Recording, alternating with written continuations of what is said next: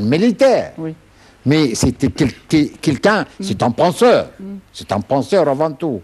Enfin, Adel Labib, quelles que soient ses origines militaires ou bien policiers ou bien d'autres, il a modifié la mentalité du peuple de gouvernorat de Kenya. Il a modifié la mentalité. Ça, c'est très important. On cherche ce genre de personnes qui vraiment cherchent de développer la mentalité du peuple. Voilà. Bien. Maintenant, nous avons ce scrutin, c'est caractérisé par des quotas accordés aux femmes, aux chrétiens, aux jeunes, aux ouvriers et paysans. Pourquoi est-ce on dit que ces quotas ne seront appliqués que pour ces élections et pas les prochaines? On était forcé à mettre cet article-là dans la Constitution pour bien représenter les diverses catégories. Pourquoi pas pour les autres alors? Parce que vous voyez bien que cette étape-là, c'est une étape exceptionnelle. On commence de nouveau la vie politique égyptienne, la vie parlementaire. Le Parlement peut changer, donc on ne peut pas obliger que chaque élection sera de cette sorte. Pourtant, il y a dans beaucoup de pays du monde, il y a un quota accordé, attribué aux minorités. Au Canada, il y a les visible minorities qui ont un Monsieur Patrick, heureusement que nous avons eu c'est ce qu'on appelle la discrimination positive. Donc, je veux vous répondre, Monsieur Positive Patrick. discrimination. Monsieur Patrick, heureusement que nous avons fait cet article-là, parce qu'il donne la chance jusqu'à maintenant, mais le Parlement lui-même peut changer ou améliorer. Donc, on lui laisse la chance aussi de prendre la décision. Il ne faut pas forcer les gens qui vont venir dans notre futur avec des articles qui les bloquent. Oui. C'est très intéressant. Exactement. C'est-à-dire, il a ouvert la porte. Il a ouvert la porte pour les jeunes, pour les femmes, pour les minorités.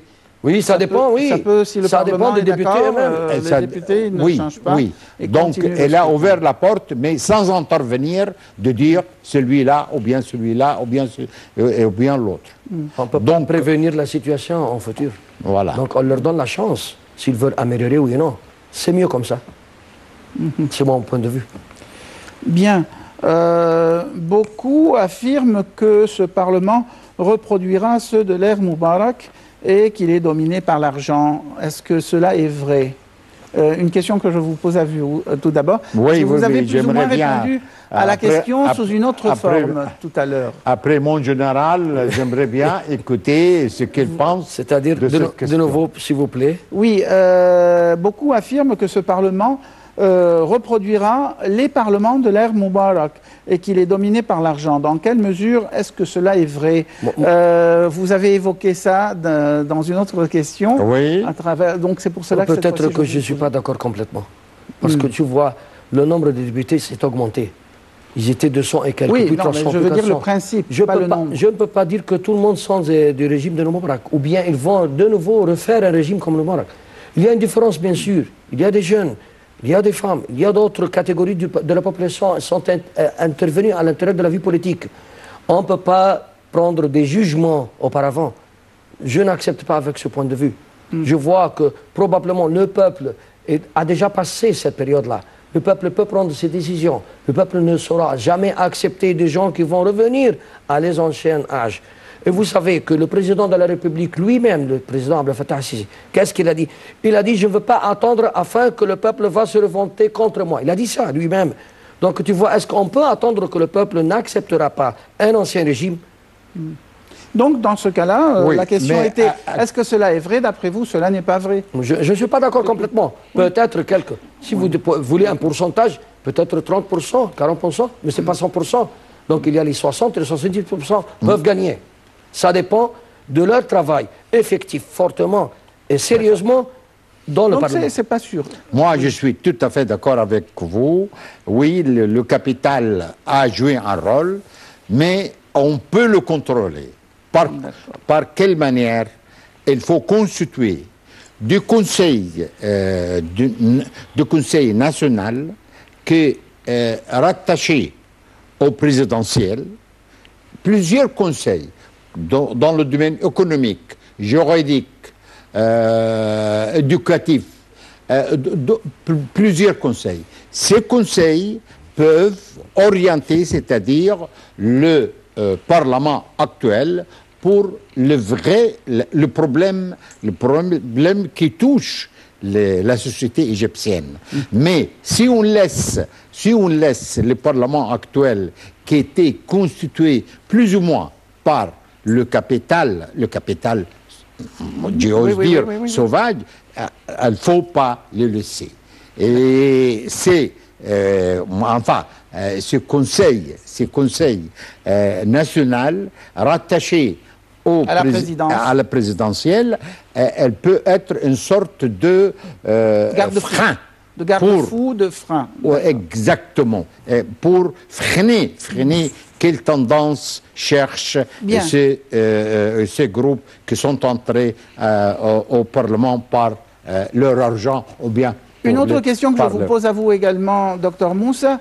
On remarque que les Égyptiens libres ont obtenu 65 sièges de députés.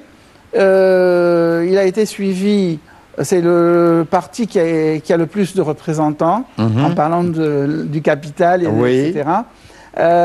Mostaqbal Watan, l'avenir d'une nation, 51 sièges. Et le WAFD, important parti politique égyptien, a obtenu 32 et se trouve en 3e position. Qu'est-ce qui a donné aux Égyptiens libres ce push? C'est une question que je vous pose à tous les deux, mais puisque vous avez parlé du capital il y a une seconde, il y a une minute, alors à vous, mon général, comment se fait-il que El Masriyin El Ahrar, ou les Égyptiens libres, se soient hissés à la première position? 65 sièges. Bon, si j'ai le droit de donner mon point de vue... Mais vous êtes là pour. Oui, je veux dire franchement que le nom même, le titre du parti, les Égyptiens libres, la liberté, c'est ce que les Égyptiens cherchent. Non, oui, mais ça, c'est-à-dire Al-Hurriya ou Al-Adala, aussi, le nom était très beau. Mais, monsieur Patrick... laissons tomber ça. Monsieur Patrick... Si vous parce que j'ai 5 minutes, alors je dois entrer dans 1 minute, je vous dis franchement, si vous avez parlé du Al-Hurriya Al-Adala, à ce temps-là, les gens aussi ont cru que c'est bon. Hein? Mais je connais quelqu'un qui a cru que c'était un parti qui était très excellent. Vous voyez, donc les noms et les titres des partis attirent l'attention des gens. Le peuple cherche la liberté aussi. Et aussi, il y a des principes. Il y a eu aussi une sorte de contact quotidien avec la population, les représentants. Donc vous estimez que ce parti a fait... Il a fait un travail mieux que les autres, bien sûr. Est-ce votre opinion, docteur Moussa? Oui, je pense que ce pourcentage représente quelque chose, quand même, dans les élections actuelles. Où vous situez ce parti sur l'échiquier politique? Droite capitaliste, centre-droit? À mon avis, droite capitaliste. C'est la raison pour laquelle je propose, et j'insiste, le déconstitution... Qu'il y ait des garde-fous pour des conseils nationaux rattachés directement au présidentiel pour orienter, c'est-à-dire la politique... D'accord, vous l'avez déjà dit. Oui, parce que je suis obligé d'arriver très vite au but. Et le WAFD, pourquoi 32 sièges seulement? 32 sièges, c'est très faible. Pourquoi? Parce que... ils n'ont pas bien travaillé? Non, le capital a joué quand même un rôle. C'est une différence aussi que je peux vous présenter. Le WAFD a eu beaucoup de problèmes à l'intérieur du parti lui-même. D'accord, donc ça cause des problèmes au niveau des supporters. Ça a miné justement le soutien populaire.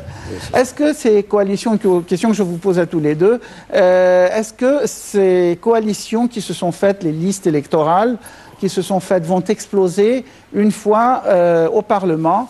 Est-ce qu'on peut trouver peut-être les El Masriyin El Ahrar quelque part, avec les Égyptiens libres, El Nour avec d'autres, enfin le WAFD avec d'autres, des partis de centre-droit, de centre-gauche qui vont commencer à s'unir? Oui, à mon avis, à l'intérieur du Parlement actuel, il y aura un groupement ou bien un rassemblement on ne peut pas le connaître maintenant, on va le voir à travers la pratique qui sera exercée à l'intérieur du Parlement actuel. Votre opinion? C'est toujours, il y a un intérêt privé et un intérêt commun. Donc on va avoir des alliances, bien sûr. Tout simplement, c'est la réponse. 11 sièges et Nour, ça vous paraît pas Pour étrange? moi, les 11 sièges du Nour, c'est un grand résultat pour eux maintenant, dans la situation actuelle. Parce que les gens ne veulent pas des partis d'origine religieuse. C'est ça. Oui, mais ils avaient... ça prouve quelque chose, qu'il y a quand même, chez les Égyptiens, il y a une sorte de démocratie sous-jacente. Et il faut dire qu'ils ne se sont pas présentés en haut d'Égypte. Oui, dans la liste. La plupart des sièges de El Nour, c'est Alexandrie et l'ouest du delta. Kafr Sheikh. Cette fois-ci. Oui. Mais à la fois d'avant, c'était Alexandrie et Matrouh. Oui. Donc tu vois, ils se sont présentés bien là-bas. Et on ne peut pas oublier que l'idéalisme du peuple égyptien, c'est la religion en principe dans des régions, dans plusieurs régions. Donc ça peut gagner, bien sûr. Voilà, on m'annonce dans l'oreillette que l'émission est vite terminée, trop vite. On a fait le tour des choses. On a fait le tour plus ou moins aussi vite que possible. Enfin, on ne peut au terme de cette émission que souhaiter bonne chance à tous les membres du Parlement égyptien pour qu'ils soient guidés pour bien travailler pour... bonne chance d'abord pour l'Égypte, c'est le plus important. Pour l'Égypte également. Oui. Merci beaucoup, Général Ibrahim Choukri. Vous êtes ancien directeur adjoint au Centre de recherche de la police. Un grand plaisir d'être avec vous sur votre chaîne et respectueux. Tout le plaisir est à moi, Général Choukri. Également, merci beaucoup, c'est la moindre des choses. Et de vous remercier pour nous avoir invités. C'est moi qui vous remercie d'avoir bien voulu venir. Voilà. C'est dur de venir à la télévision. La circulation est horrible en général. Mais non, avec fierté. Hein. Merci beaucoup. Merci également à toute l'équipe de ce soir. Merci, mesdames, messieurs. Excellent week-end et à dimanche prochain pour une nouvelle édition de ce programme, puisque nous chômons les vendredis et samedis. La prochaine édition de dimanche vous sera présentée par d'autres collègues. Bon.